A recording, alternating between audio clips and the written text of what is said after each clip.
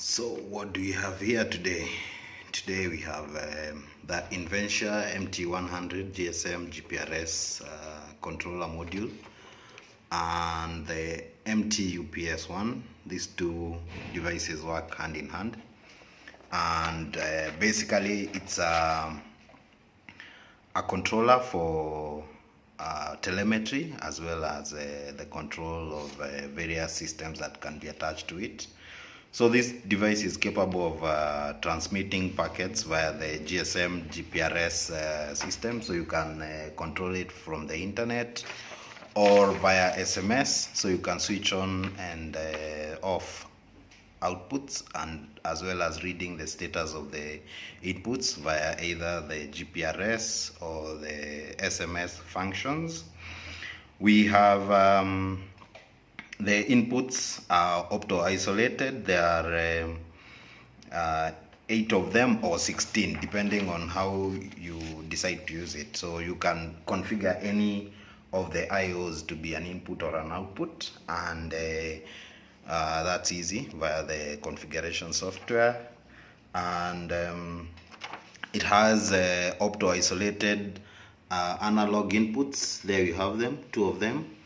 And on that you can have a sensor for 4 to 20 milliamps, 2 of them, so you are able to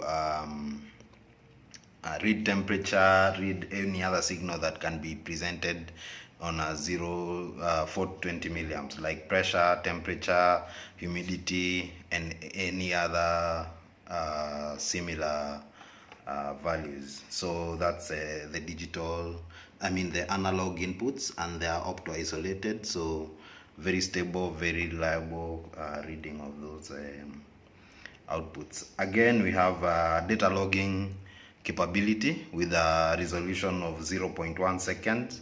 So if you are collecting data or observing some parameters, you can enable the data logging, and then you can review the data later.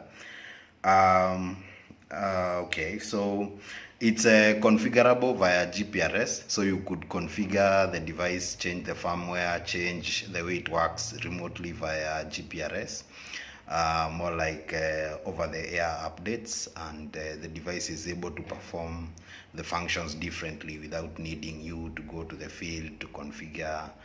And yeah, that's something. And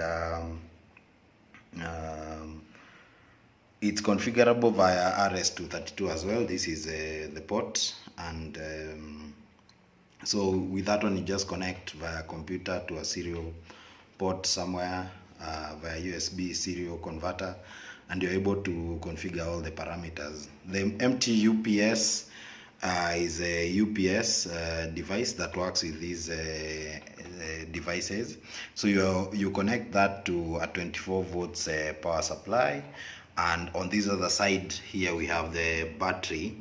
So you connect a battery to that, and when power goes, then the device is powered from the battery, and when power is present, the battery charges up from the main supply. So this device can be used for monitoring anything from not just monitoring and control, because it has a PLC capability inside. So you're able to write up to 100 lines of code, so you can read any signals coming in from here, decide what you are doing with them, trigger SMS messages as well as Gprs transmission, and from the program you can program it to do just about any function. So you can read thresholds if something happens to this device or sensor, just trigger a certain output to come on or off, like that. So you can program it via ladder logic, structured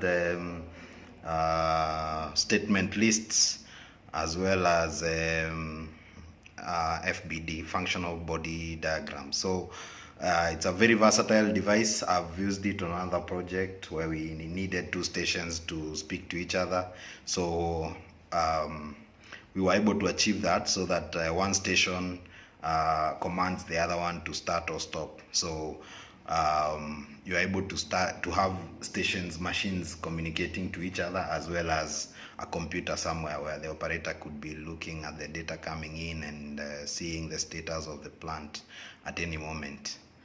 Yeah, that's the device, a very nice device. We are looking to install it somewhere for one of our big projects, and this device so far, the ones in the field have never disappointed even for a day. All you need to watch out is that they should have a data connection if you're using Gprs, as well as airtime if you're using SMS. So that's it, and the device just works perfectly.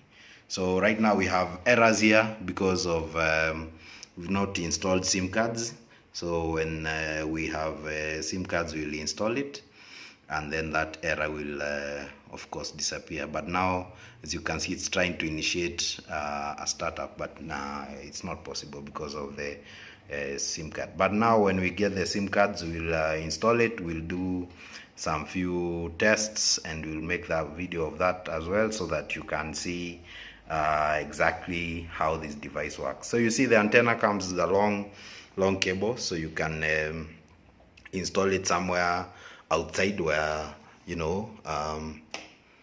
where you can see where there is a better coverage. But right now we just have it on our test bench here, and we are able to see how that attaches to metal. So if you have an indoor location, you can extend the antenna outside for better reception, and you'll be able to see get better control and reception on the device. That's all for now. See you in the next video.